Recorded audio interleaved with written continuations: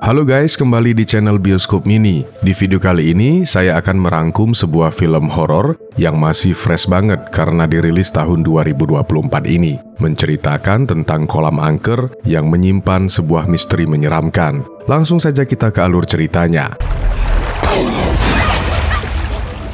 Film ini dibuka dengan memperlihatkan seorang gadis kecil bernama Rebecca yang melihat mainan kapal milik sang kakak terapung di permukaan air kolam di belakang rumahnya. Ia kemudian menuju ke kamar kakaknya dan ingin mengabarkan apa yang dia lihat. Tapi saat ia memanggil kakaknya, dari dalam kamar tidak ada respon sama sekali. Nah, karena ingin menghibur kakaknya yang sedang sakit, Rebecca lalu nekat menuju ke kolam itu sendirian. Dengan sebuah tongkat pembersih kolam, Rebecca berusaha mengambil mainan kapal itu. Tapi tiba-tiba, entah kenapa dia terdorong dan jatuh ke dalam kolam. Saat tenggelam itu, Rebecca sempat melihat samar-samar bayangan ibunya di tepi kolam yang memanggil namanya. Namun setelah dia kembali ke permukaan, dia tidak menemukan siapapun di sana. Rebecca pun berencana ingin keluar dari air kolam. Tapi mainan kapal itu tiba-tiba muncul lagi tepat di belakangnya. Dia pun kembali ke tengah kolam untuk mengambilnya. Dan saat itulah kakinya ditarik oleh sesuatu dari dalam air. Sebetulnya Rebecca ini bisa berenang, tapi karena posisi kakinya ditarik, maka dia pun tenggelam dan akhirnya tewas. Puluhan tahun berlalu, di masa kini, seorang pria bernama Ray bersama keluarganya sedang mencari rumah baru. Ray adalah seorang pemain baseball yang mengalami cedera pada sarafnya. Nah, untuk membantunya menjalani terapi, Ray dan keluarga membutuhkan rumah dengan lingkungan yang baik.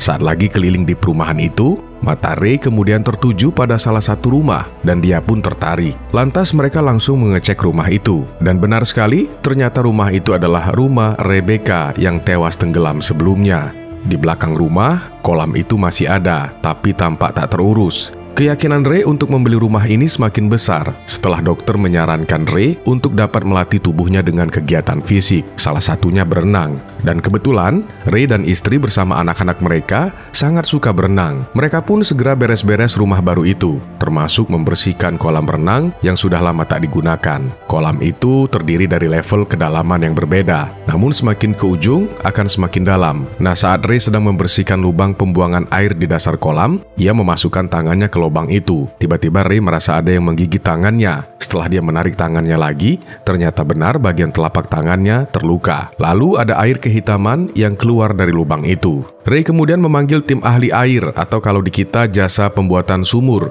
tapi ini lebih profesional. Setelah diteliti, Ray diberitahu jika ternyata di dalam tanah, tepat di bawah kolam itu ada mata air. Ray tidak menaruh curiga karena dia berpikir itu bagus, sebab air bersih akan selalu tersedia. Setelah bersih-bersih dan kolam terisi, mereka sekeluarga pun segera menikmati momen berenang. Keluarga ini memang suka sekali berenang. Bahkan istri Ray, Eve, kembali berenang di malam hari. Ketika lagi asik berenang itu, Eve sempat melihat sekilas bayangan Ray yang berdiri di sisi kolam, membuat Eve sedikit kaget awalnya. Tapi anehnya, tidak ada siapapun di sekitarnya. Kembali ke kamar, Eve bertanya apakah Ray tadi sempat ke kolam, tapi Ray menjawab tidak. Eve mulai merasakan keanehan di kolam itu. Dan besok paginya, Ray membuka perban di telapak tangannya. Dan ajaibnya, tangannya kini sudah sembuh, bahkan tidak meninggalkan bekas sedikit pun. Ray menatap ke arah kolam dan berpikir jika kesembuhan itu karena air dari kolam. Hari-hari Ray pun dihabiskan dengan berenang. Namun Eve mulai merasakan ada sesuatu yang tak beres. Besoknya, mereka kembali mendatangi dokter.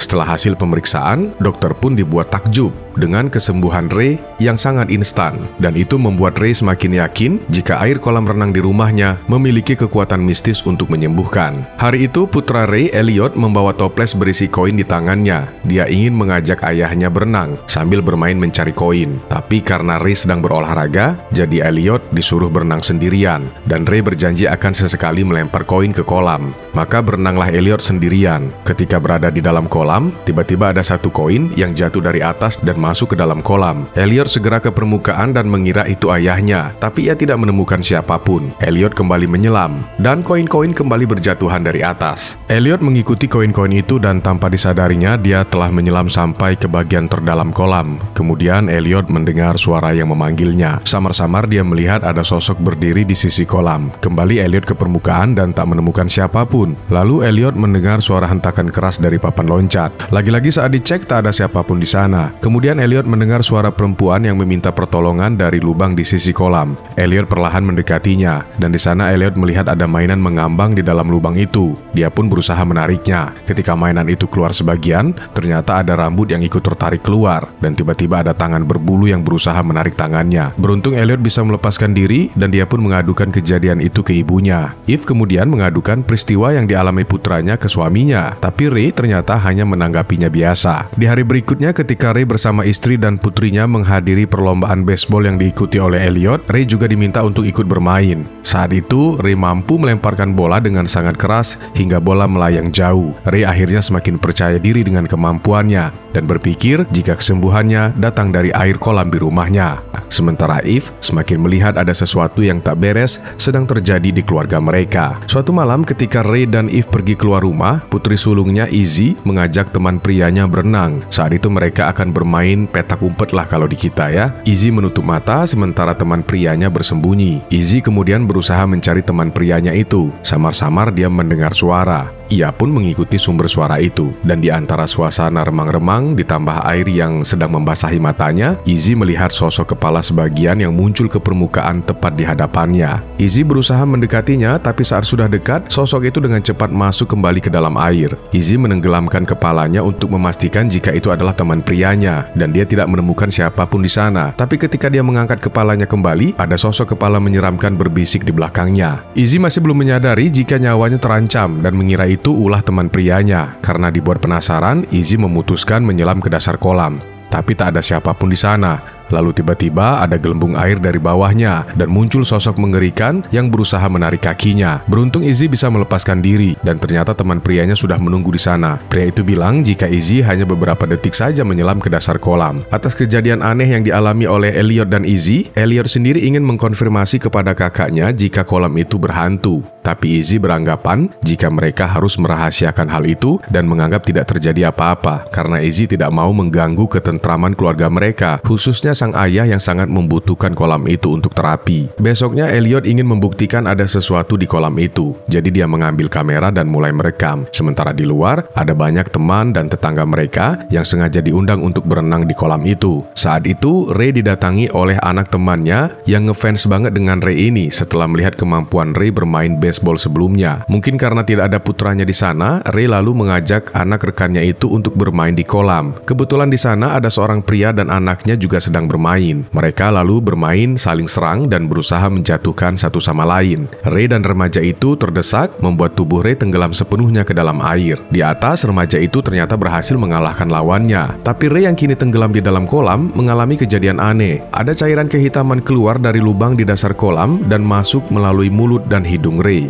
Entah kenapa, Ray lalu memegang erat kaki remaja itu dan perlahan membawanya masuk ke dalam air. Kebetulan peristiwa itu dilihat oleh Elliot dan segera dia memberitahu ibunya. Beruntung ayah remaja itu juga melihat peristiwa itu dan segera menyelamatkan putranya. Setelah ditarik dari dalam air, Ray tak sadarkan diri. Pesta berenang itu berakhir buruk. Apalagi tetangga Eve sangat kecewa dengan Ray karena kejadian tadi. Eve semakin yakin ada sesuatu yang mengancam jiwa keluarganya. Lantas dia memutuskan untuk segera menjauh dari rumah itu. Saat mobil mereka semakin menjauh dari rumah, tiba-tiba Ray tersedak dan tidak bisa bernafas. Penunggu kolam itu seakan melarang Ray untuk menjauh dari rumah. Ketika Ray dibawa kembali ke rumah, anehnya tubuhnya jadi membaik. Eve berpikir kolam itu pasti menyimpan rahasia. Jadi Eve melakukan penyelidikan sendiri untuk mencari tahu sejarah rumah itu. Sampai akhirnya dia menemukan keluarga Summer yang sempat tinggal di rumah itu. Dan keluarga Summer ini adalah keluarga dari gadis kecil di awal film, Rebecca. Eve langsung mendatangi alamat rumah keluarga Summer. Kedatangannya disambut oleh seorang wanita tua. Di dalam rumah, wanita itu langsung menceritakan tentang putranya yang bernama Thomas. Ia tampak sangat bangga dengan Thomas. Ternyata Thomas ini adalah kakak dari Rebecca yang dulu sempat sakit-sakitan.